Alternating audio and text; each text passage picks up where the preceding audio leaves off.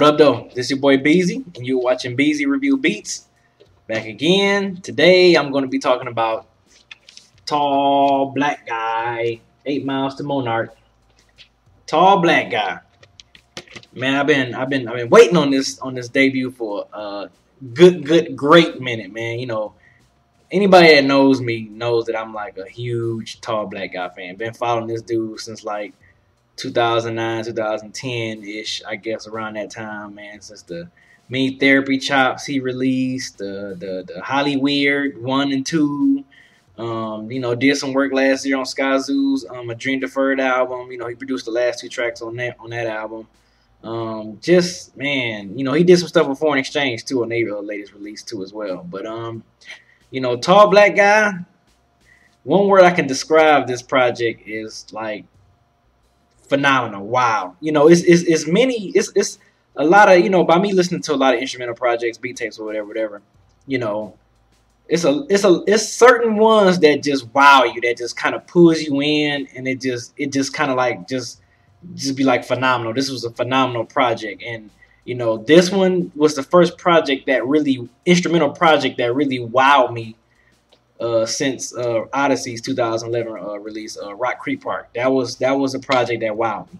You know, before that it was, you know, Mad Lib's Beat Conductors Volume 5 and 6 that wowed me. You know, then you had Donuts that wowed me by Jay Dilla. You know, then you had Pete Rock Peach Instrumentals that wowed me. So it's you know, it's certain instrumental albums that just like wow you. And this project right here, you know, I was expecting some greatness on here, but it definitely exceeded my expectations with 8 Miles to Moenart. And I think, you know, tall black guy, that's the street you grew up on in Detroit, because you know, this is a homage to his musical heritage, Detroit. You know, which is, he doesn't live there anymore. Just like myself, I live in Atlanta now, and you know, from Detroit, born and raised, proud to say I'm from Detroit.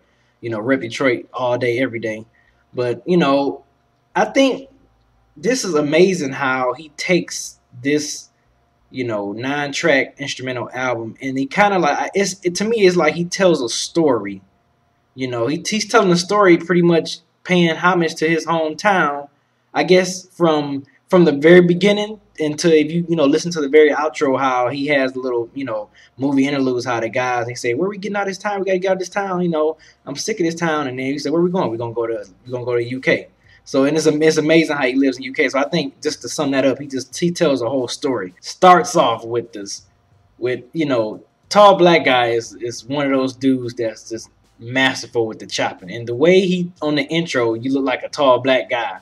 How you get that out of the Cosby shows, how he chop up that Cosby, you know, the vocals in the Cosby show, how he chopped that up and made a nice melody to it as well. I was like, dude, this dude, tall black guy, is fucking crazy with the chop. So I remember when he released it as like a promo, you know, the intro for it, and I was just like, you know, okay, this is where you're gonna go with this. Okay, wow, like, you know, I'm thinking, is it gonna be a lot of chops in here, you know, like some of his mini therapy chops that he released on his Bandcamp.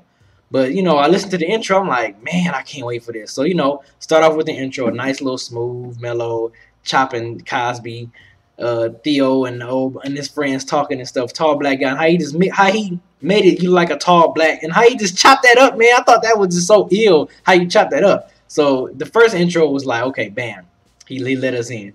Then it goes right into the dark streets, which, you know, Detroit, being a Detroit native, I can really much relate to. It's amazing how he tells the stories without any lyrics. He tells it through the music. Like, I think that's one thing you can feel about this project, is like, through the music, he is telling stories, you know, of his journey in Detroit. You know what I'm saying? I thought that was like so amazing.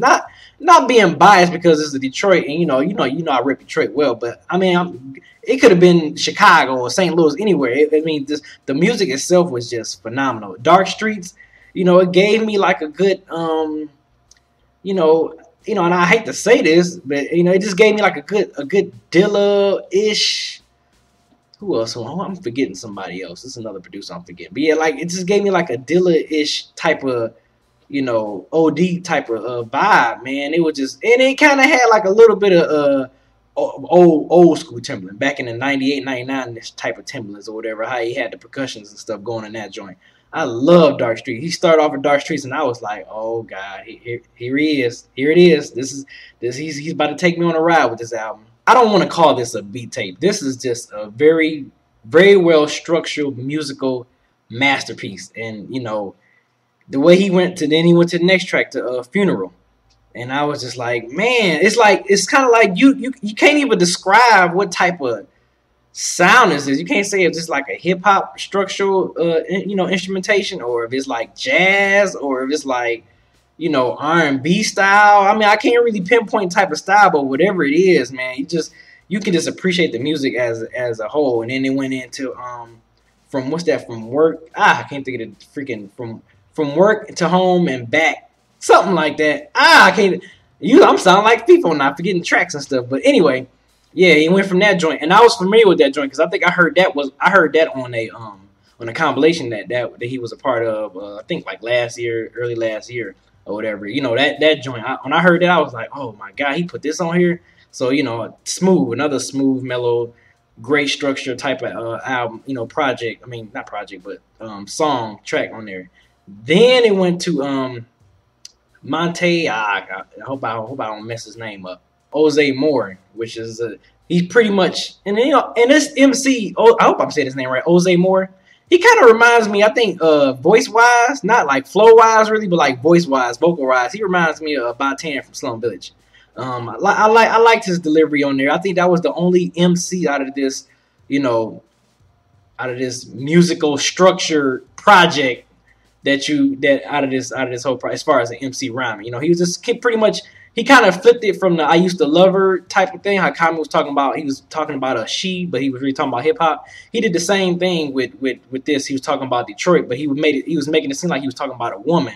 But he was just talking about Detroit. Like, yeah, even though Detroit is on some very, very bad down times right now, but it's like you still got love for the city. You know what I'm saying? No matter how bad the city has been over the last, decade or more, it's like you still got love for the city. You still love it. And I think with that song, I think it just kind of connects with me because I feel like Tall Black Guy has the same kind of feeling about Detroit as I do. It's like, God, I love where I'm proud to say I'm from Detroit. I'm proud to say I was a part growing up in that music heritage or whatever, whether it was jazz, R&B, soul, hip hop, whatever. But it's like, man, it's like, you got to do what you got to do. You got to leave sometimes. And I just feel like with that song, yeah, we still love you. You've been through a lot, but just got to do what you got to do. So I appreciate that track right there. Then I think I normally didn't have a favorite track when I listened to this like the first 3 or 4 times. But I think The Motor Is Running, I think is my favorite track. I think that's the track that I easily go to a lot. Like, I love that joint, man. I love the percussion, the synthesizer. I think that synthesizer that you was using in there, some of that too. Everything, man. The bass line. That's one thing about Tall Black Guy too, man. His bass lines are so pitch perfect, man. They are so smooth. I don't know how, kind of like the good bass lines that was on Rock Creek Park, a la Odyssey. You know what I'm saying? Like, just I love that smooth bass line on there, man. Throughout this whole project, even his previous instrumental stuff that he released. He's just Tall Black Guy. He pans out that his bass line so perfect. So I thought The Motor Is Running was by far, man, just and then he just had like a little quick musical breakdown in there too, and kind of towards the end, I was like, like it was kind of like one of them moments where you just take your headphones off and be like, man, stop it, just stop it, man. Like you killing me, Tall Black Guy, you killing me. But that joint was dope. Then you had There's No More Soul with Diggs Duke.